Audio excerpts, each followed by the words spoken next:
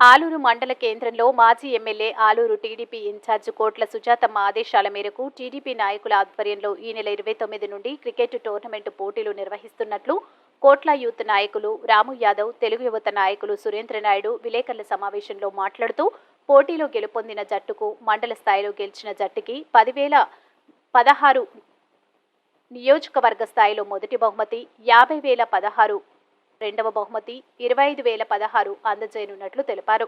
ఈ కార్యక్రమంలో టీఎన్టీయూసీ అంజి, తెలుగు యువత అంబన్న, లక్ష్మీపతి, ఉరుకుందు, నాగరాజు, సూరి, హర్ష, బెట్టింగ్ రాజ్ తదితరులు పాల్గొన్నారు.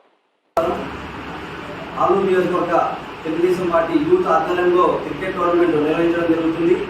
ఆ క్రికెట్ టోర్నమెంట్ నందు పాల్గొనడానికి ఎవరైనా ఇష్టపూర్వకంగా ఉంటే వాళ్ళు నమోదు చేసుకోవడానికి ఈ నెల 29 వరకు లాస్ట్ డేట్ ఉంటుంది. ఈ నియోజకవర్గ స్థాయిలో జరిగే ఈ క్రికెట్ టోర్నమెంట్ ప్రతి మండల స్థాయిలో మండల స్థాయిలో నిర్వహించి అక్కడ గెలిచిన వారితో ఈ నియోజకవర్గ స్థాయిలో నిర్వహించడం జరుగుతుంది.